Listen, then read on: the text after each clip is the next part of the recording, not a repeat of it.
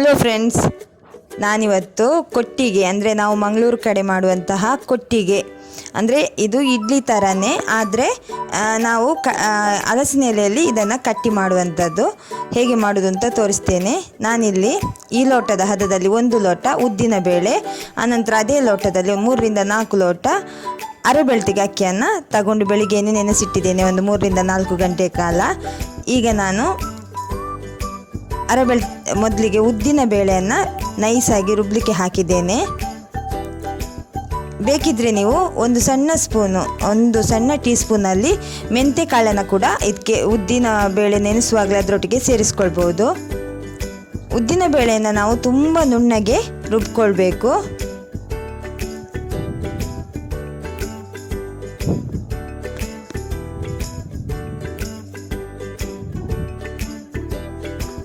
ನಾನು ನನ್ನ Panasonic vet ಗ್ರೈಂಡರಲ್ಲೇ ಹಿಟ್ಟನ್ನು ರುಬ್ಲಿಕ್ಕೆ ಹಾಕ್ತಾ ಇದ್ದೇನೆ. ಉದ್ದಿನ ಬೇಳೆ ಎಷ್ಟು ನೈಸಾಗಿ ರುಬ್ಕೊಳ್ತೇವೆ ಅಷ್ಟು ಒಳ್ಳೆ ರೀತಿಯಲ್ಲಿ ನಮಗೆ ಹಿಟ್ಟು ಹುದುಗು ಬರುತ್ತೆ. ಮೊದಲಿಗೆ ನಾನು ನೆನೆಸಿಟ್ಟಂತಹ ಉದ್ದಿನ ಬೇಳೆಯನ್ನು ಹಾಕ್ಕೊಂಡಿದ್ದೇನೆ. ನಾವು ಇಡ್ಲಿ, ಆಮೇಲೆ ಆಪ ಇದಕ್ಕೆಲ್ಲ, ಆಮೇಲೆ ನಾವು ಮಂಗಳೂರಲ್ಲಿ ಮಾಡುವಂಥ ಮೂಡೆ ಕೊಟ್ಟಿಗೆ, ಬಾಳೆ ಎಲೆ ಕೊಟ್ಟಿಗೆ, ಇದಕ್ಕೆಲ್ಲ ನಾವು ಅರೆಬೆಳ್ತಿಗೆ ಅಕ್ಕಿಯನ್ನೇ ಜಾಸ್ತಿ ಬಳಸ್ತೇವೆ. ಉದ್ದಿನ ಬೇಳೆ ತುಂಬ ನೈಸಾಗಿ ಚೆನ್ನಾಗಿ ನುಣ್ಣಗೆ ರುಬ್ಕೊಳ್ಬೇಕು ನಾವು. ನಾನಿಲ್ಲಿ ವಾಷಿಂಗ್ ಮಿಷಿನ್ಗೆ ಬಟ್ಟೆ ಹಾಕಿದ್ದೆ. ಬಟ್ಟೆ ಕೂಡ ನಂದು ವಾಶ್ ಆಗಿ ಡ್ರೈ ಆಗಿ ಬಂತು. ಅದನ್ನು ವಾಷಿಂಗ್ ಮಿಷಿನ್ನಿಂದ ತೆಗೆದುಕೊಳ್ತಾ ಇದ್ದೇನೆ.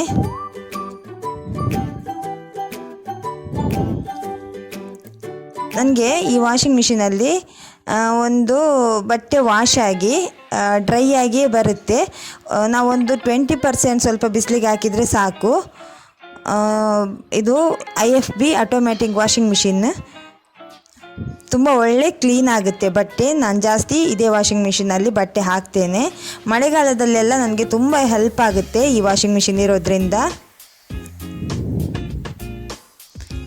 ಇಲ್ಲಿ ನೋಡಿ, ಇವನು ನಮ್ಮ ಮನೆಯಲ್ಲೇ ಸಣ್ಣ ಮಗು. ಇವನ ಹೆಸರು ಪ್ರಿನ್ಸ್ ಚಾರ್ಮಿಂಗ್ ಹೇಳಿ.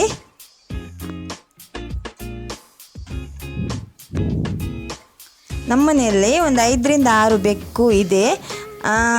ಎಲ್ಲರೂ ಹೇಗೆ ಅಂದರೆ ಒಂದೇ ಫ್ಯಾಮಿಲಿ ಥರ ತುಂಬ ಚೆನ್ನಾಗಿ ಆಡಿಕೊಂಡು ಖುಷಿಯಾಗಿ ಇದ್ದಾರೆ. ಜಗಳ ಏನೂ ಇಲ್ಲ.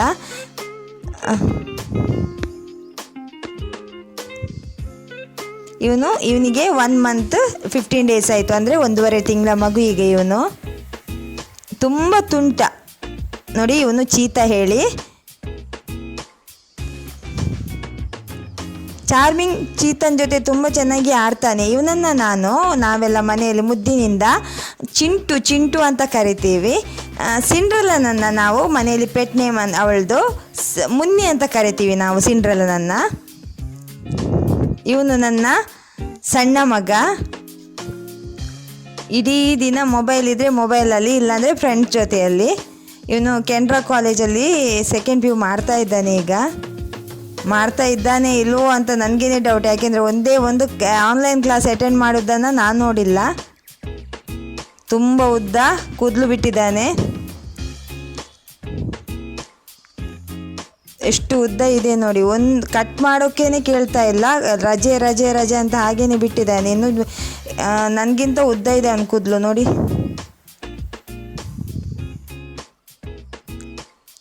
ನನ್ನ ಮನೆಯ ರಾಜ್ಕುಮಾರಿ ಇವಳು ಸಿಂಡ್ರೆಲಾ. ನಿದ್ದೆಯಿಂದ ಎದ್ದು ಈಗ ಸ್ವಲ್ಪ ಹಾಗೆಯೇ ರಿಲ್ಯಾಕ್ಸ್ ಮೂಡಲ್ಲಿ ಕೂತಿದ್ದಾಳೆ. ಅವಳು ಕೂರೋದೇ ಹಾಗೆ ನೋಡಿ ಅಂತೆ, ಅವಳು ಕೂರೋ ಸ್ಟೈಲು ನನಗೆ ತುಂಬ ಮುದ್ದು. ಅವಳನ್ನು ಕಂಡ್ರೆ, ನಮ್ಮ ಮನೇಲಿ ಇರೋವಂಥ ಎಲ್ಲ ಮಕ್ಕಳನ್ನು ಕಂಡ್ರೆ ಮುದ್ದು, ಆದರೆ ಸಿಂಡ್ರೆಲಾ ಒಂಥರ ಬೇರೆಯೇ ಥರ ಮುದ್ದು ನನಗೆ ನೋಡಿ. ಅವಳು ವಿಡಿಯೋ ತೆಗೆಯುವಾಗೆಲ್ಲ ಮಾಡೋರು, ಅವಳ ಸ್ಟೈಲ್ ನೋಡಿ ಅವಳದು.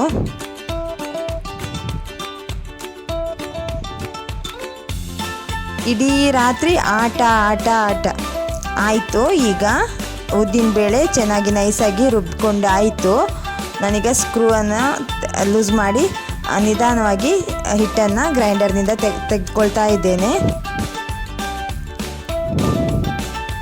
ಸ್ಕ್ರೂ ಇಟ್ಟೇ ತೆಗಿಬೋದು. ನಾನು ಕಲ್ಲನ್ನು ತೆಗೆದು ಡ್ರಮ್ಮನ್ನು ತೆಗೆಯೋ ಪ್ಲ್ಯಾನಲ್ಲಿ ನಾನು ಸ್ಕ್ರೂವನ್ನು ಲೂಸ್ ಮಾಡಿದೆ. ಹಾಗೆಯೇ ತೆಗಿತಾ ಇದ್ದೇನೆ. ನಾನು ಡ್ರಮ್ಮನ್ನು ತೆಗೆಯುವಂಥ ಅವಶ್ಯಕತೆ ಇಲ್ಲ. ಡೈರೆಕ್ಟಾಗಿ ಹಾಗೆಯೇ ನಾನು ಗ್ರೈಂಡರ್ನಿಂದಲೇ ಉದ್ದಿನ ಬೇಳೆನ ನುಣ್ಣಗೆ ರುಬ್ಬಿ ತೆಗೆದುಕೊಂಡೆ ಒಂದು ಪಾತ್ರೆಗೆ.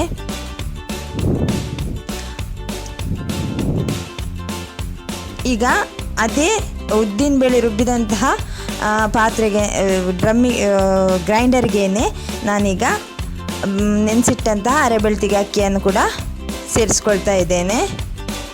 ಅಕ್ಕಿ ಮತ್ತು ಉದ್ದಿನ ಬೇಳೆ ಒಂದು 3 ರಿಂದ 4 ಗಂಟೆ ಚೆನ್ನಾಗಿ ನೀವು ನೆನೆಸಿಟ್ರೆ ಸಾಕು.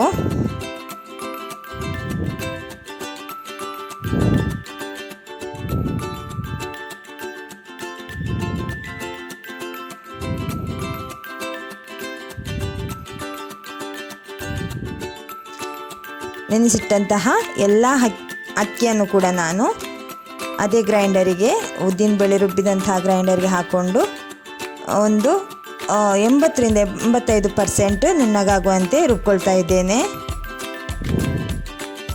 ನಾವು ಕೊಟ್ಟಿಗೆ ಇಡ್ಲಿ ಎಲ್ಲ ಮಾಡಬೇಕಾದ್ರೆ ಅಕ್ಕಿ ಒಂದು 80 ರಿಂದ 90% ನುಣ್ಣಗಾದರೆ ಸಾಕು. ಆದರೆ ಉದ್ದಿನಬೇಳೆ ಚೆನ್ನಾಗಿ ನೈಸಾಗಿ ರುಬ್ಕೊಳ್ಬೇಕು ನಾವು. ಮೆಂತ್ಯಕಾಳು ಹಾಕೋದಿದ್ರೆ ನಾವು ನೆನೆಸುವಾಗ ಉದ್ದಿನಬೇಳೆ ಜೊತೆನೇ ಒಂದು ಸಣ್ಣ ಟೀ ಸ್ಪೂನು ಮೆಂತ್ಯಕಾಳನ್ನು ಸೇರಿಸ್ಕೊಂಡು ನೆನೆಸಿಟ್ರೆ ಆಯಿತು. ನಾವು ಬೇಕಾದಷ್ಟೇ ನೀರು ಸೇರಿಸ್ಕೊಂಡು ನಾನೀಗ ಅಕ್ಕಿಯನ್ನು ರುಬ್ಕೊಳ್ತಾ ಇದ್ದೇನೆ.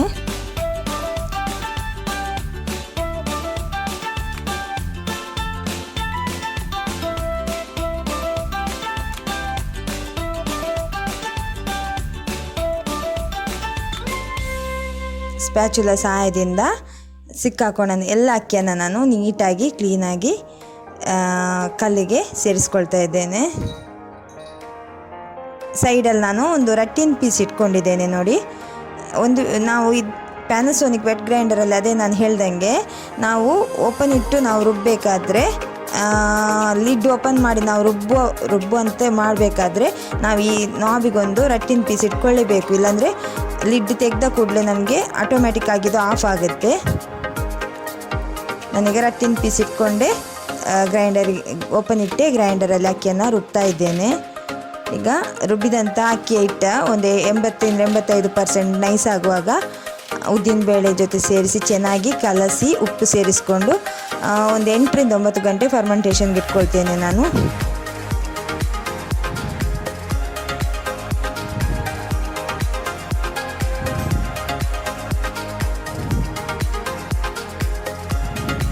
ನಾವು ಮನೆಯಲ್ಲಿ ತುಳು ಜಾಸ್ತಿ ಮಾತಾಡೋದ್ರಿಂದ ಕನ್ನಡ ಜಾಸ್ತಿ ಬಳಸ್ತೇವೆ. ಆದರೆ ತುಳು ಜಾಸ್ತಿ ನಮ್ಮ ಮದರ್ ಲ್ಯಾಂಗ್ವೇಜ್ ಅಂದರೆ ತಾಯಿ ಭಾಷೆ ತುಳು ಆಗಿರೋದ್ರಿಂದ ಜಾಸ್ತಿ ತುಳುವೇ ಮಾತಾಡೋದ್ರಿಂದ ಕನ್ನಡ ಮಾತಾಡಬೇಕಾದ್ರೆ ಸ್ವಲ್ಪ ಆಚೆ ಈಚೆ ಆಗುತ್ತೆ. ಅದು ಮಂಗಳೂರು ಕನ್ನಡ ಅಂದರೆ ಜಾಸ್ತಿ ಎಲ್ರಿಗೂ ಗೊತ್ತಾಗುತ್ತೆ.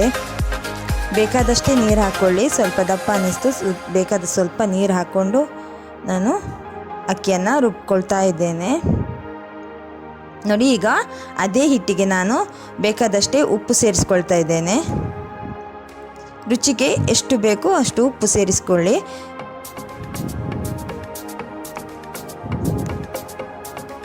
ಈಗ ಅಕ್ಕಿ ನಮಗೆ ಬೇಕಾದಷ್ಟೇ ನೈಸಾಗಿ ರುಬ್ಬಿ ಆಗಿದೆ.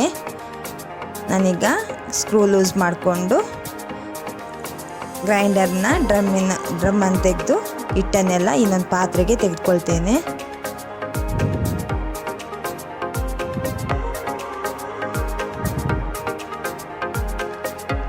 ಈಗ ಹಿಟ್ಟು ಮತ್ತು ಉದ್ದಿನಬೇಳೆ ಎರಡನ್ನು ಚೆನ್ನಾಗಿ ಮಿಕ್ಸ್ ಮಾಡಿ ಒಂದು 7 ರಿಂದ 8 ಗಂಟೆ ಕಾಲ ಫರ್ಮೆಂಟೇಷನ್ಗೆ ಇಟ್ಕೊಂಡು ಬೆಳಿಗ್ಗೆ ನಾನು ನಿಮಗೆ ಕೊಟ್ಟಿಗೆ ಹೇಗೆ ಮಾಡೋದು ಅಂತ ತೋರಿಸ್ಕೊಡ್ತಾ ಇದ್ದೇನೆ. ಈಗ ನಾನು ಉದ್ದಿನಬೇಳೆ ಮತ್ತು ಅಕ್ಕಿಯನ್ನು ಚೆನ್ನಾಗಿ ಫರ್ಮೆಂಟೇಷನ್ಗೆ ಇಟ್ಟಿದ್ದೇನೆ ಕಲಸಿ. ನಮಗೆ ಮಂಗಳೂರು ಕಡೆ ಸ್ವಲ್ಪ ಸೆಕೆ ಆಗಿರೋದ್ರಿಂದ ಒಂದು 7 ಗಂಟೆಯಲ್ಲೇ ನಮಗೆ ಹಿಟ್ಟು ಬಂದು ಬಿಡುತ್ತೆ.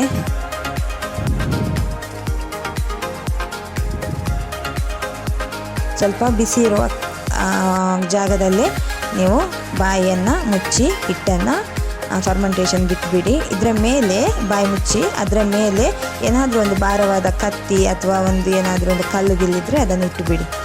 ಈಗ ನಾನಿಲ್ಲಿ ನಿಮಗೆ ಕೊಟ್ಟಿಗೆ ಹಲಸಿನ ಎಲೆಯಲ್ಲಿ ಕೊಟ್ಟಿಗೆ ಕಟ್ಟೋದು ಹೇಗೆ ಅಂತ ತೋರಿಸ್ತೇನೆ. ಹಲಸಿನ ಎಲೆಯನ್ನು ಚೆನ್ನಾಗಿ ಒಂದು ನೀರಲ್ಲಿ ಹಾಕ್ಕೊಂಡು 2-3 ಸತಿ ಚೆನ್ನಾಗಿ ತೊಳೆದುಕೊಂಡು ಬಿಡಿ.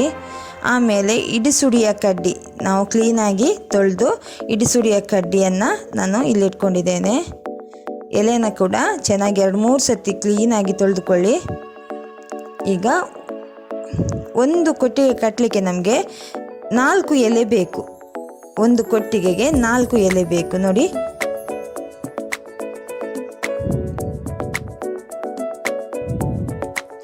ಎರಡು ಎಲೆಯ ಕೆಳಗಿನ ಭಾಗವನ್ನು ಸೇರಿಸ್ಕೊಳ್ಬೇಕು ನಾವು ಸಿಂಕಿರಿ ಕಡ್ಡಿಯ ಸಹಾಯದಿಂದ ನೋಡಿ. ಬೆನ್ನಿನ ಭಾಗದಲ್ಲಿ ಈಗ ಮತ್ತೆರಡು ಎಲೆಯನ್ನು ತೆಗೆದು ಚೆನ್ನಾಗಿ ಕ್ಲೀನ್ ಮಾಡಿ ಮತ್ತೆ ಕಡ್ಡಿಯ ಸಹಾಯದಿಂದ ನಾನು ಕೊಟ್ಟಿಗೆಯನ್ನು ಕಟ್ತಾ ಇದ್ದೇನೆ. ಈ ಕೊಟ್ಟಿಗೆಯನ್ನೆಲ್ಲ ನಾವು 1-2-3 ದಿನ ಇಟ್ಕೊಳ್ಬೋದು.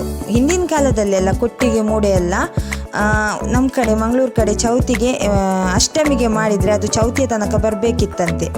ಅಷ್ಟು ಮಾಡ್ತಾಯಿದ್ರು, ಅಷ್ಟು ತಿಂತಾಯಿದ್ರು. ಈಗ ಒಂದು 10 ಕೊಟ್ಟಿಗೆ 10 ಮೂಡೆ ಮಾಡಿದರೆ ಹಾಗೇ ಉಳಿಯುತ್ತೆ. ಒಂದೇ ದಿನ ಸಾಕು ಮನೆಯಲ್ಲಿ, ನಮಗೂ ಅಷ್ಟೇ ಮಕ್ಕಳಿಗೂ ಅಷ್ಟೇ ನೋಡಿ. ಕಷ್ಟ ಏನಿಲ್ಲ, ತುಂಬ ಸುಲಭ ಇದೆ ಇದು. 1-2-3 ಸತಿ ಕಟ್ಟುವಾಗ ನಮಗೆ ಆಮೇಲೆ ತನ್ನಷ್ಟೇ ಕಲ್ತ್ಕೋಬೋದು. ಇದು ಈಸಿಯಾಗಿದೆ ನೋಡಿ.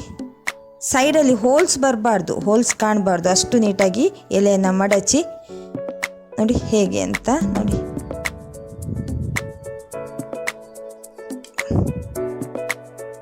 ಸ್ವಲ್ಪನೂ ಎಲೆ ಎಡೆಯಲ್ಲಿ ಜಾಗ ನಮಗೆ ಬಿಡದಂತೆ ಫೋಲ್ಡ್ ಮಾಡಿ ಅದನ್ನು ಅಲ್ಲಿ ಮತ್ತೆ ಕಡ್ಡಿಯ ಸಹಾಯದಿಂದ ಎಲೆಯನ್ನು ಕಟ್ಟಿ ಮತ್ತು ಮೇಲೊಂದು ಕಡ್ಡಿಯ ಸಹಾಯದಿಂದ ಎಲೆಯನ್ನು ನೀವು ಜಾಯಿಂಟ್ ಮಾಡಿ ಕಟ್ಟಿ. ಭಾಳ ನಮಗೆ ಈ ಹಲಸಿನ ಎಲೆ ಸ್ವಲ್ಪ ತೆಳು ಹಲಸಿನ ಎಲೆ ಸಿಕ್ಕಿದರೆ ಚೆನ್ನಾಗಿ ಬರುತ್ತೆ. ನಮಗೆ ಸ್ವಲ್ಪ ದಪ್ಪ ಇದ್ದರೆ ಹರಿಯುತ್ತೆ ನಮಗೆ ಕಟ್ಟುವಾಗ, ಎಲೆ ಹರಿದೋಗುವಂಥ ಸಂಗತಿ. ಇದು ತುಂಬ ಚೆನ್ನಾಗಿತ್ತು ಎಲೆ, ಹಾಗಾಗಿ ನನಗೆ ಅಷ್ಟು ಕಷ್ಟ ಆಗಲಿಲ್ಲ ಕಟ್ಟಲಿಕ್ಕೆ ನೋಡಿ. 2 ಎಲೆಯ ಮಧ್ಯೆ ಅದನ್ನು ಚೆನ್ನಾಗಿ ಫೋಲ್ಡ್ ಮಾಡಿ. ಇಷ್ಟೇ ಕೆಲಸ, ಏನು ಕಷ್ಟ ಇಲ್ಲ. ನಮಗೆ ಗೊತ್ತಿಲ್ಲ ಅಂದರೆ 1-2-3 ಸತಿ ಕಟ್ಟುವಾಗ ಬರುತ್ತೆ ನಮಗೆ. ನಾನು ಇದನ್ನು ನನ್ನ ಅಜ್ಜಿಯಿಂದ ಅಮ್ಮನಿಂದ ನೋಡಿ ಕಲ್ತಿರೋದು. ನನಗಿದೆಲ್ಲ ತುಂಬ ಇಷ್ಟ ಮಾಡೋದು, ಆಮೇಲೆ ತಿನ್ನೋದಕ್ಕಿಂತ ಮಾಡೋದೇ ಇದು ಖುಷಿ ಒಂಥರ. ಮೂಡೇನೂ ಅಷ್ಟೇ, ಅದೆಲ್ಲ ಕಟ್ಟುವಾಗ ನೋಡುವಾಗ ತುಂಬ ಖುಷಿ ಆಗುತ್ತೆ, ಅಷ್ಟು ಕ್ಲೀನಾಗಿ ಬರುತ್ತೆ ಅದು. ಮತ್ತು ಹೀಗೇನೆ ನಾವು ಸುತ್ತಲೂ ಕಟ್ಟಿಕೊಂಡು ಹೋದರೆ ಆಯಿತು. ತುಂಬ ಈಸಿಯಾಗಿ ಮಾಡ್ಬೋದು ನಾವು. ಇದು ಇಡ್ಲಿ ಥರ ಅಂದ 1-2-3 ದಿನ ಇಟ್ಟರು ಏನಾಗೋದಿಲ್ಲ ನಮಗೆ. ಬಿಸಿ ಮಾಡಿ ಇಟ್ಟರೆ ಬೇಕಾದಾಗ ಎಲೆಯನ್ನು ಓಪನ್ ಮಾಡಿ ಕೊಟ್ಟಿಗೆಯನ್ನು ತಿನ್ಬೋದು ನಾವು. ಚಿಕನ್ ಸಾರು, ಮಟನ್ ಸಾರು, ಸಾಂಬಾರು ಇದಕ್ಕೆಲ್ಲ ತುಂಬ, ಆಮೇಲೆ ಆಲೂಗಡ್ಡೆ ಮತ್ತು ಬಟಾಟೆ ಗಸಿ ಇದಕ್ಕೆಲ್ಲ ತುಂಬ ಇದು ರುಚಿಯಾಗಿರುತ್ತೆ ತಿನ್ನಲಿಕ್ಕೆ ಅದರೊಟ್ಟಿಗೆ.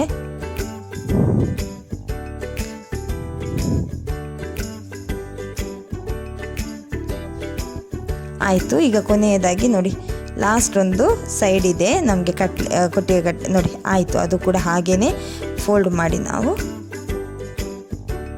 ಹಾಗೆ ಮಡಚಿ, ನಮಗೆ ತೂತು ಮಡಚಿ ಅದನ್ನು ಕಡ್ಡಿಯ ಸಹಾಯದಿಂದ ನೋಡಿ ಹೀಗೆ ಕಟ್ಟಿದ್ರೆ ಆಯಿತು. ನಾವು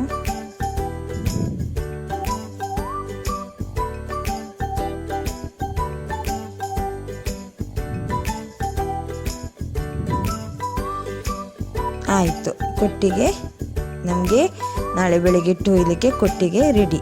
ಇಷ್ಟೇ ಕೆಲಸ.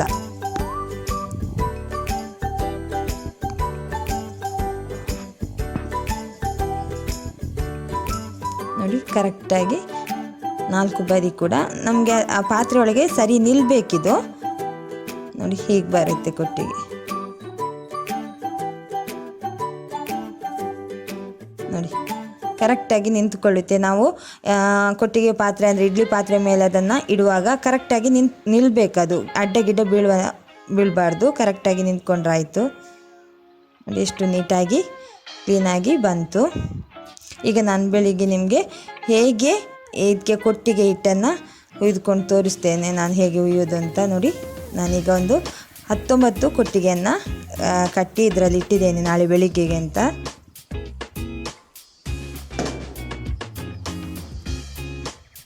ನಾಳೆ ಬೆಳಿಗ್ಗೆನೇ ಕಟ್ಬೋದಿತ್ತು, ಆದರೆ ನನಗೆ ಅಷ್ಟು ಬೆಳಿಗ್ಗೆ ಕಟ್ಟಲಿಕ್ಕೆ ಕಷ್ಟ ಆಗುತ್ತೆ, ಯಾಕೆಂದರೆ ನನಗೆ ಸ್ವಲ್ಪ ಹಿಟ್ಟು ಬೇಗ ಬರುತ್ತೆ. ಹಾಗಾಗಿ ನಾನು ರಾತ್ರಿಯೇ ಕೊಟ್ಟಿಗೆನ ಕಟ್ಟಿ ನಿಮಗೆ ತೋರಿಸಿ ಹಾಗೇನೆ ಇಟ್ಟೆ.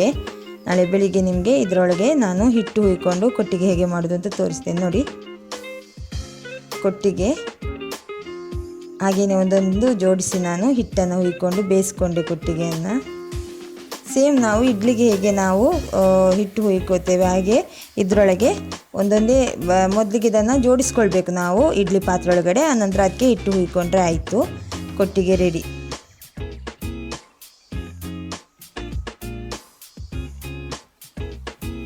ನೋಡಿ ಎಷ್ಟು ಕ್ಲೀನಾಗಿ ಬಂತು.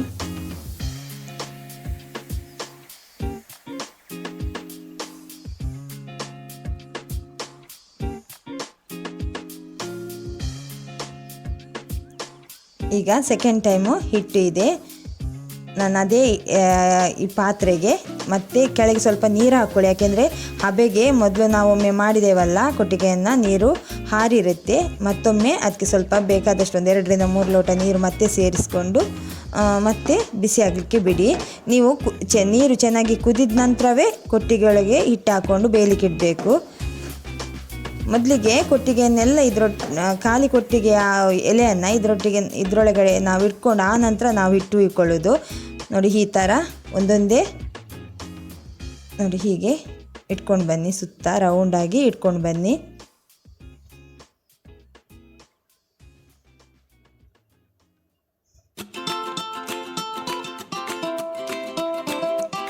ಈ ಥರ ರೌಂಡಾಗಿ ನಾವು ಮೊದಲು ಕೊಟ್ಟಿಗೆಯನ್ನು ಇಟ್ಕೊಂಡು ಬಂದು ಆ ನಂತರ ಒಂದೊಂದೇ ಕೊಟ್ಟಿಗೆ ಒಳಗಡೆ ನಾವು ಹಿಟ್ಟನ್ನು ಹಾಕ್ಕೊಂಡು ಬೇಯಿಸ್ಕೊಳ್ಬೇಕು. ಮೊದಲಿಗೆ ನಾವು ಹಿಟ್ಟನ್ನು ಹಾಕ್ಕೊಂಡು ನೀವು ಪಾತ್ರೆ ಒಳಗೆ ಇಡ್ಲಿಕ್ಕೆ ಹೋಗಬೇಡಿ. ತೂತು ಗೀತೆ ಏನಾದರೂ ನಮಗೆ ಮೊದಲೇ ಇದ್ದರೆ ಎಲ್ಲ ಹಿಟ್ಟು ಎಲ್ಲೆಲ್ಲಿ ಕೆಳಗೆ ಬೀಳುವಂಥ ಚಾನ್ಸ್ ಇರುತ್ತೆ. ಬೇರೆ ಕೂಡ ನಮಗೆ ಕೊಟ್ಟಿಗೆ ಹಾಳಾಗುತ್ತೆ. ಅದರೊಟ್ಟಿಗೆ ಒಂದು ಕೊಟ್ಟಿಗೆ ತೂತಾಗಿ ಏನಾದರೂ ಹಾಳಾದರೆ ಎಲ್ಲ ಕೊಟ್ಟಿಗೆ ಕೂಡ ಹಾಳಾಗುವಂಥ ಚಾನ್ಸ್ ಇರುತ್ತೆ. ಹಾಗಾಗಿ ನೀರು ಕುದಿದ ನಂತರ ಈ ಥರ ಎಲ್ಲ ಒಂದೊಂದೇ ಕೊಟ್ಟಿಗೆನ ಇಟ್ಟು ಆ ನಂತರ ನೀವು ಒಂದೊಂದೇ ಕೊಟ್ಟಿಗೆ ಒಳಗಡೆ ಹಿಟ್ಟನ್ನು ಹಾಕ್ತಾ ಬನ್ನಿ. ತುಂಬ ಹಾಕಬೇಡಿ, ಒಂದು 3/4 ಭಾಗದಷ್ಟು ಹಾಕ್ಕೊಳ್ಳಿ ನೀವು ಹಿಟ್ಟನ್ನು. ಒಂದು ಸಾರಿ ಹಾಕಿ ಆಗಿದೆ ನಾನು. ಈಗ ಮತ್ತೊಮ್ಮೆ ಈ ಕಡೆ ನಾನು ಮೆಣಸನ್ನು ಹುರ್ಕೊಳ್ತಾ ಇದ್ದೇನೆ.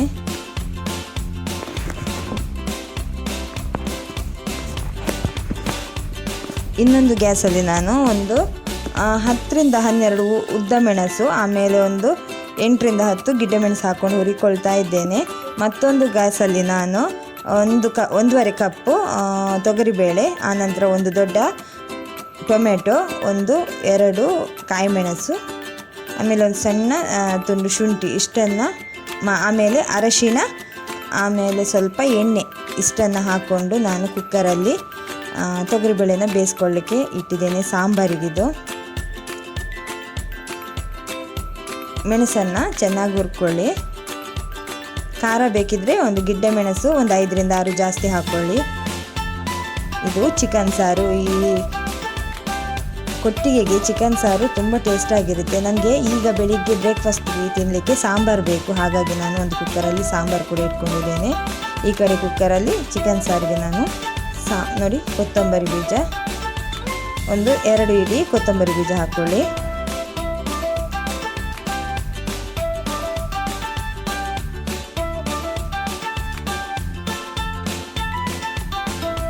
ಆಮೇಲೆ ಸ್ವಲ್ಪ ಸಾಸಿವೆ. ನಾನು ಯಾವುದನ್ನು ಸ್ಪೂನಿನ ಸಹಾಯದಿಂದ ಮಾಡೋದು ಕಮ್ಮಿ, ನನ್ನ ಅಳತೆ ಕೈಯಲ್ಲಿ, ಹಾಗಾಗಿ ಸ್ವಲ್ಪ ನನಗೆ ಹೇಳಲಿಕ್ಕೂ ಸ್ವಲ್ಪ ಕನ್ಫ್ಯೂಸ್ ಆಗುತ್ತೆ ನಿಮಗೆ. 2 ಇಡಿ ಕೊತ್ತಂಬರಿ ಸೊಪ್ಪು, ಆಮೇಲೆ ಸ್ವಲ್ಪ ಕರಿಬೇವು, ಒಂದು 10 ರಿಂದ 15 ಎಸಳು ಕರಿಬೇವು ಹಾಕ್ಕೊಳ್ಳಿ. ನಾವು ಕರಿಬೇವನ್ನು ಯಾವಾಗಲೂ ಕೊತ್ತಂಬರಿ ಬೀಜ ಹುರಿಯುವಾಗಲೇ ಹಾಕ್ಕೊಳ್ಬೇಕು. ಇದನ್ನು ತೆಂಗಿನ ಎಣ್ಣೆಯಲ್ಲಿ ಸ್ವಲ್ಪ ಹುರ್ಕೊಳ್ಳಿ. ತೆಂಗಿನ ಎಣ್ಣೆಯಲ್ಲಿ ಹುರ್ಕೊಳ್ಳೋದ್ರಿಂದ ಫ್ಲೇವರ್ ತುಂಬ ಚೆನ್ನಾಗಿ ಬರುತ್ತೆ ನಮಗೆ. ಆಮೇಲೆ ಜೀರಿಗೆ, ಗ್ಯಾಸನ್ನು ಸಿಮ್ಮಲ್ಲೇ ಇಟ್ಕೊಳ್ಳಿ. ಜೀರಿಗೆ ಹಾಕಿದ ನಂತರ ನಾವು ಸ್ವಲ್ಪ ಆ ಕಡೆ ಈ ಕಡೆ ಬಿಸಿ ಆಗಲಿಕ್ಕೆ ಮಾತ್ರ ಸ್ವಲ್ಪ ಹುರ್ಕೊಂಡ್ರೆ ಸಾಕು, ಜಾಸ್ತಿ ಹೊತ್ತು ಇಟ್ಕೊಳ್ಳೋದು ಬೇಡ, ಕೈ ಬರುತ್ತೆ ನಮಗೆ ಸಾರು. ಮೆಣಸಿಗೆ ಮೀಡಿಯಂ ಫ್ಲೇಮಲ್ಲಿ ಇಟ್ಕೊಂಡು ಹುರ್ಕೊಳ್ಳಿ. ಆನಂತರ ಕೊತ್ತಂಬರಿ ಹಾಕಿದ ನಂತರ ನಾವು ಫ್ಲೇಮನ್ನು ಸ್ವಲ್ಪ ಸಿಮ್ಮಲ್ಲಿ ಇಟ್ಕೊಳ್ಳಿ. ಆನಂತರ ಅದೇ ಮಸಾಲೆಗೆ ನಾವು 3 ರಿಂದ 4 ಹೆಸರು ಬೆಳ್ಳುಳ್ಳಿ ಕೂಡ ಹಾಕ್ಕೊಂಡು ಸ್ವಲ್ಪ ಹಾಗೇ ಹಸಿ ವಾಸನೆ ಹೋಗೋ ತನಕ ಹುರ್ಕೊಳ್ಳಿ. ಈಗ ಆಯಿತು ಮಸಾಲೆ. ಕಲ್ಲಿಗೆ ಹಾಕ್ಕೊಳ್ತಾ ಇದ್ದೇನೆ ನಾನು ರುಬ್ಲಿಕ್ಕೆ. ಇದು ನನ್ನ ದೊಡ್ಡ ಕಲ್ಲು. ಇದರಲ್ಲಿ ನಾನು ಮೀನಿಗೆ ಆನಂತರ ಚಿಕನಿಗೆಲ್ಲ ಜಾಸ್ತಿ ಇದರಲ್ಲಿ ಹಾಕ್ಕೊಂಡು ರುಬ್ಕೊಳ್ತೇನೆ. ತುಂಬ ಟೇಸ್ಟ್ ಬರುತ್ತೆ. ಮತ್ತು ನಾನು 1-2 ಸ್ಪೂನು ತೆಂಗಿನ ಎಣ್ಣೆಯನ್ನು ಹಾಕ್ಕೊಳ್ತಿದ್ದೆ.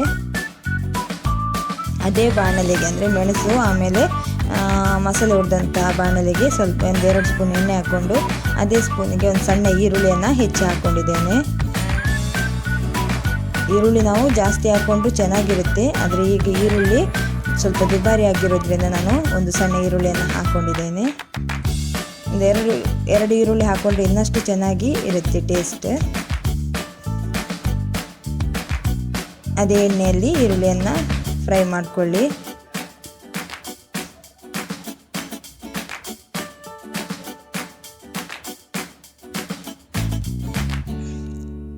ಫ್ರೈ ಮಾಡ್ತಾ ಇದ್ದಂಗೆ ಒಂದು 10 ರಿಂದ 15 ಹೆಸರು ಕರಿಬೇವು ಸೊಪ್ಪನ್ನು ಸೇರಿಸ್ಕೊಳ್ಳಿ. ಮತ್ತು ಫ್ರೈ ಮಾಡಿ. ನನಗೆ ಕರಿಬೇವು ಆಮೇಲೆ ಕೊತ್ತಂಬರಿ ಸೊಪ್ಪು ಇದೆಲ್ಲ ಸ್ವಲ್ಪ ಜಾಸ್ತಿ ಎಲ್ಲದಕ್ಕೂ. ಚಕ್ಕೆ ಹಾಕ್ಕೊಳ್ಳಿ, 1 ಇಂಚಿನಷ್ಟು ಚಕ್ಕೆ.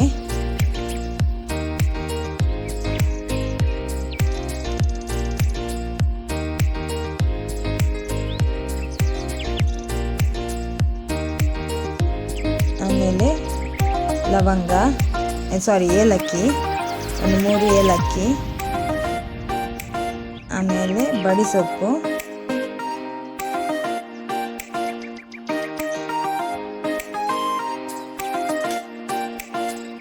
ಆಮೇಲೆ ಗಸಗಸೆ ಸ್ವಲ್ಪ ಹಾಕೊಳ್ಳಿ, ಸ್ವಲ್ಪ ಗಸಗಸೆ.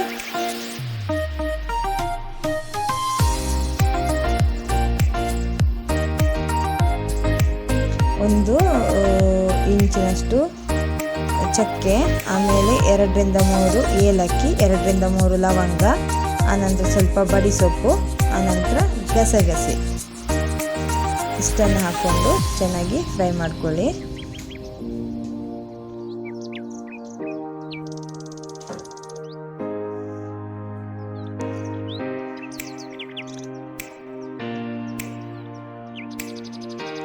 ನಾವು ಈಗ ಅದನ್ನು ಕೂಡ ಮೊದಲು ನಾವು ಫ್ರೈ ಮಾಡಿ ಗ್ರೈಂಡರ್ಗೆ ಹಾಕೊಂಡ ಮಸಾಲೆಗೆ ಇದನ್ನು ಕೂಡ ಸೇರಿಸ್ಕೊಳ್ಳಿ.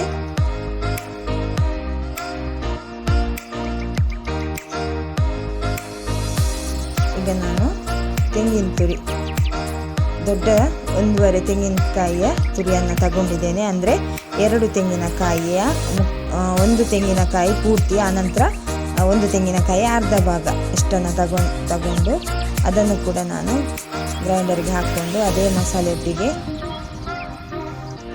ಹಾಕ್ಕೊಳ್ತಾ ಇದ್ದೇನೆ. ಈಗ ಸ್ವಲ್ಪ ಹುಣಸೆ ಹುಳಿ ಹಾಕ್ಕೊಳ್ಳಬಹುದು, ಹಾಕದೇ ಇರಲೂಬಹುದು. ನಾವು ಟೊಮೆಟೊವನ್ನು ನಾವು ಕೋಳಿ ಬೇಯುವಾಗ ಹಾಕೋದ್ರಿಂದ ಕೆಲವರು ಹಾಕೊಳ್ಳೋದಿಲ್ಲ, ನಾನು ಹಾಕ್ಕೊಳ್ತೇನೆ ಸ್ವಲ್ಪ.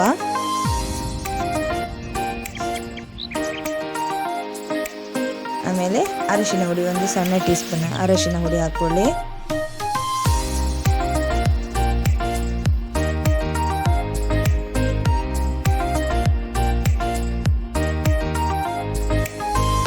ಈಗ ಗ್ರೈಂಡರ್ ಆನ್ ಮಾಡಿಕೊಂಡು ಎಲ್ಲ ಮಸಾಲೆನ ಒಟ್ಟಿಗೆ ಸೇರಿಸಿ ನೈಸಾಗಿ ರುಬ್ಕೊಳ್ಳಿ. ನೀವು ಒಂದು ವೇಳೆ ಮಿಕ್ಸಿಯಲ್ಲಿ ರುಬ್ಬೋದಾದರೂ ಏನು ಮಾಡಿ ಅಂದರೆ ಮೊದಲಿಗೆ ನಾವು ರುಬ್ಬುವಾಗೆ ಅರ್ಧ 2 ಭಾಗ ಮಾಡಿಕೊಂಡು ಸೇರಿಸ್ಕೊಂಡು ರುಬ್ಕೊಳ್ಳಿ.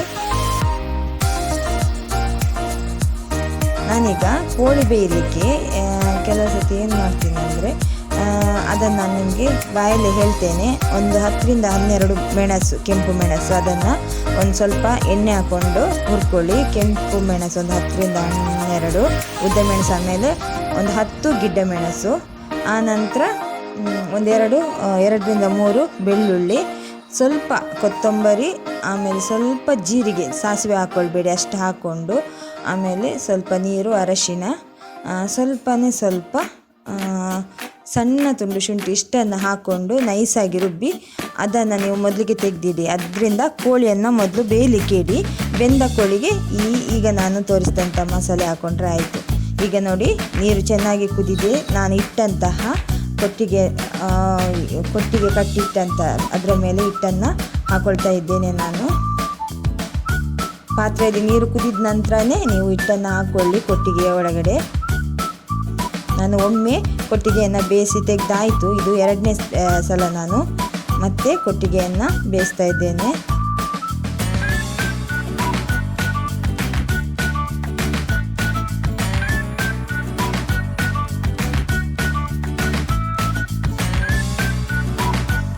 ಇದೆಲ್ಲ ನಮ್ಮ ಹಳೆಯ ಕಾಲದವರು ಮಾಡಿದಂತಹ ಕೆಲವು, ನೋಡಿ ಎಷ್ಟು ಚೆನ್ನಾಗೆಲ್ಲ ಮಾಡಿದ್ದಾರೆ ಅವರು ಅಂತ.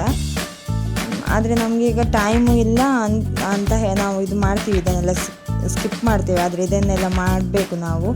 ನೋಡಿ ಒಂದೊಂದೇ ಕೊಟ್ಟಿಗೊಳಗಡೆ ನಾನು ಹಿಟ್ಟನ್ನು ಹಾಕ್ಕೊಳ್ತಾ ಇದ್ದೇನೆ. ನೋಡಿ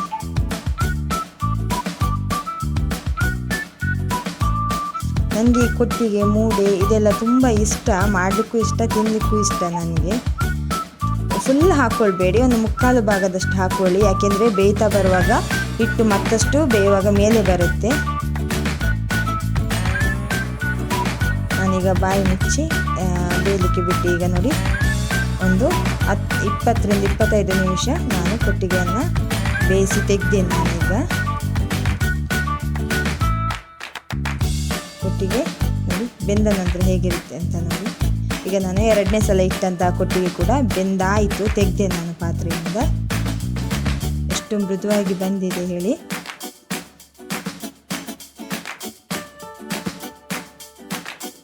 ಈಗ ಈ ಕಡೆ ಇಟ್ಟಂತಹ ಸಾಂಬಾರಿಗಿಟ್ಟಂಥ ತೊಗರಿಬೇಳೆ ಕೂಡ ಚೆನ್ನಾಗಿ ಟೊಮೆಟೊ ಮತ್ತು ಕಾಯಿ ಮೆಣಸಿನೊಟ್ಟಿಗೆ ಚೆನ್ನಾಗಿ ಬೆಂದಿದೆ. ಈಗ ಅದನ್ನು ನಾವು ಚೆನ್ನಾಗಿ ಸ್ನ್ಯಾಶ್ ಮಾಡ್ಕೊಳ್ಳೋಣ. ಸ್ವಲ್ಪ ಕಲಸಿದರೆ ಸಾಕು. ಅಷ್ಟೊತ್ತಿಗೆ ಅದು ಎಲ್ಲ ಒಂದು 80-85% ಅದು ಕಲಸಿ ಹೋಗಿದೆ. ತೊಗರಿಬೇಳೆ ಆದಷ್ಟು ಚೆನ್ನಾಗಿ ಕಲಸ್ಕೊಂಡು ನೀವು ಟೊಮೆಟೊ ಆಮೇಲೆ ಹಸಿಮೆಣಸು ಎಲ್ಲ ಚೆನ್ನಾಗಿ ಕಲಸಿಕೊಂಡು ಆಮೇಲೆ ಅದಕ್ಕೆ ಸಣ್ಣ ತುಂಡು ಬೆಲ್ಲ, ಸ್ವಲ್ಪ ಒಂದು ಲಿಂಬೆ ಗಾತ್ರದಷ್ಟು ಹುಣಸೆ ಹುಳಿಯ ರಸವನ್ನು ಸೇರಿಸ್ಕೊಂಡು, ಉಪ್ಪು ಸೇರಿಸ್ಕೊಂಡು, ಸಾಂಬಾರು ಪೌಡ್ರು ಸೇರಿಸ್ಕೊಂಡು ಕುದಿಸಿ. ಈಗ ತೊಗರಿಬೇಳೆ ನಾನು ಸ್ನ್ಯಾಶ್ ಮಾಡಿಕೊಂಡೆ, ಬೇಕಾದಷ್ಟೇ ನೀರು ಹಾಕ್ಕೊಂಡಿದ್ದೇನೆ ನಾನೀಗ. ಅದಕ್ಕೆ ಸಣ್ಣ ತುಂಡು ಬೆಲ್ಲ, ರುಚಿಗೆ ತಕ್ಕಷ್ಟು ಬೆಲ್ಲ ಹಾಕ್ಕೊಂಡೆ.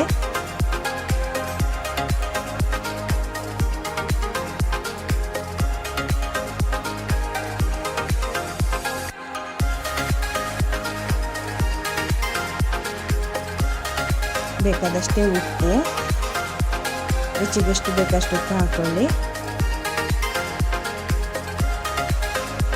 ಚೆನ್ನಾಗಿ ಮಿಕ್ಸ್ ಮಾಡ್ತೀನಿ.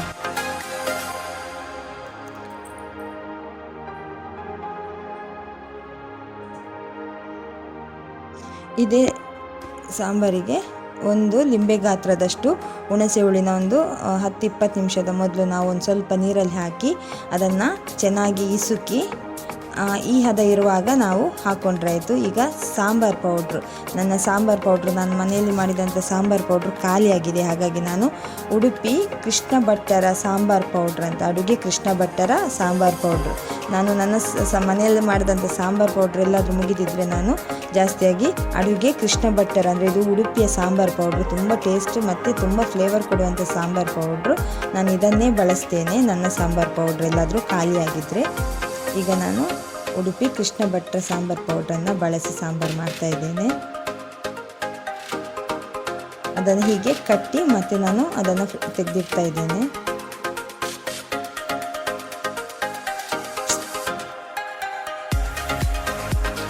ಈಗ ನಾನು ತೆಗೆದಿಟ್ಟಂಥ ಹುಳಿ ರಸಕ್ಕೆ ನಾನು ಸ್ವಲ್ಪ ಸಾಂಬಾರು ಪೌಡ್ರನ್ನು ಹಾಕಿ ಅದನ್ನು ನಾನು ಸಾಂಬಾರಿಗೆ ಸೇರಿಸ್ಕೊಳ್ತಾ ಇದ್ದೇನೆ. ಇಲ್ಲಾಂದರೆ ನಾವು ಡೈರೆಕ್ಟ್ ಹಾಕಿದರೆ ಸಾಂಬಾರು ಪೌಡ್ರು ಗಂಟು ಕಟ್ಟುತ್ತೆ, ಅದಕ್ಕೋಸ್ಕರ ನಾನು ನೆನೆಸಿಟ್ಟಂಥ ಹುಳಿ ರಸವನ್ನು ತೆಗೆದುಕೊಂಡು ಅದೇ ಹುಳಿ ರಸಕ್ಕೆ ನಾನು ಸಾಂಬಾರು ಪೌಡ್ರ್ ಬೇಕಾದಷ್ಟೇ ಒಂದು 2ರಿಂದ 3 ದೊಡ್ಡ ಸ್ಪೂನ್ ಸಾಂಬಾರು ಪೌಡ್ರ್ ಹಾಕಿ ಕಲಸಿ ಅದನ್ನೀಗ ಸಾಂಬಾರಿಗೆ ಹಾಕಿ ಕುದಿಲಿಕ್ಕೆ ಇಟ್ಟಿದ್ದೇನೆ.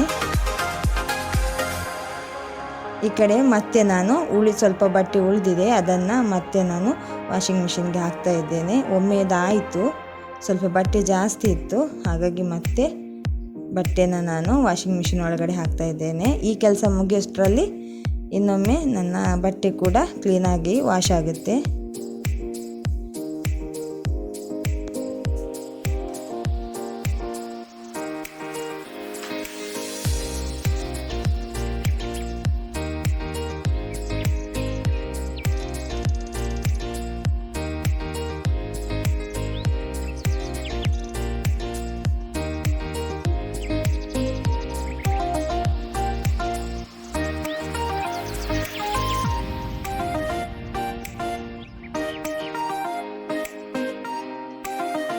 ಸೋಪ್ ಪೌಡ್ರ್ ಹಾಕಿ 1-2 ಗಂಟೆ ಚೆನ್ನಾಗಿ ವಾಶ್ ಆಗೋಕ್ಕೆ ಹಾಕ್ತಾ ಇದ್ದೇನೆ ನಾನು. ನೋಡಿ 1.52 ಅಂದರೆ ಹತ್ರ 2 ಗಂಟೆ. ನನ್ನ ಈ ಎಲ್ಲ ಕೆಲಸ ಆಗುವಷ್ಟೊತ್ತಿಗೆ ಬಟ್ಟೆ ಕೂಡ ಕ್ಲೀನಾಗಿ ಬಂದಿರುತ್ತೆ. ಒಂದು ಸತಿ ಬಟ್ಟೆ ಹಾಕಿ ಆಯಿತು, ಈಗ ಇದು 2ನೇ ಸಲ ಹಾಕ್ತಾ ಇದ್ದೇನೆ. ಸ್ವಲ್ಪ ಬಟ್ಟೆ ಜಾಸ್ತಿ ಇತ್ತು ಇವತ್ತು.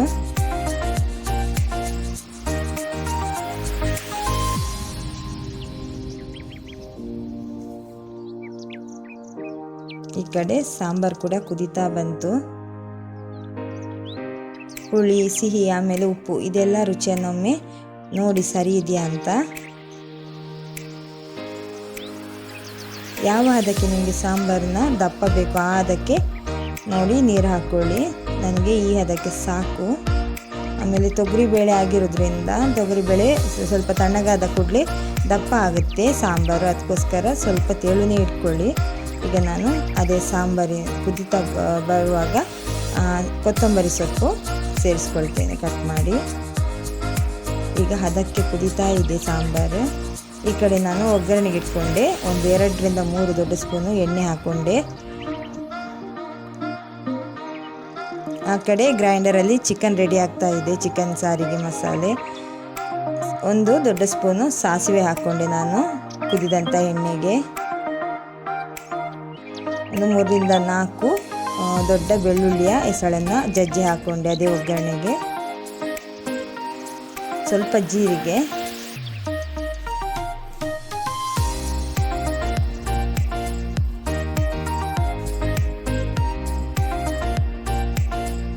ಕರಿಬೇವು 10ರಿಂದ 12 ಎಸಳು ಕರಿಬೇವು, ಇಷ್ಟನ್ನು ಕೂಡ ಒಗ್ಗರಣೆಗೆ ಸೇರಿಸಿ.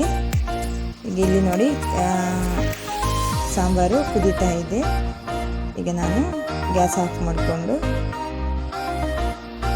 ಒಗ್ಗರಣೆಯನ್ನು ಕುದೀತಾ ಇರುವಂಥ ಸಾಂಬಾರಿಗೆ ಸೇರಿಸಿದೆ. ಕೊನೆಯದಾಗಿ ಹಿಂಗಿನ ಪೌಡ್ರು, ಇದು ಎವರೆಸ್ಟ್ನವರ ಹಿಂಗಿನ ಪೌಡ್ರು, ತುಂಬ ಫ್ಲೇವರ್ ಕೊಡುತ್ತೆ, ಇದು ಚೆನ್ನಾಗಿದೆ. ಕೊನೆಯದಾಗಿ ನಾನು ಹಿಂಗನ್ನು ಸೇರಿಸ್ಕೊಂಡು ಗ್ಯಾಸನ್ನು ಆಫ್ ಮಾಡಿಕೊಂಡು ನೋಡಿ ಸಾಂಬಾರು ಈ ಥರ ಬಂತು. ಸಾಂಬಾರು ರೆಡಿ ಆಯಿತು. ಈಗ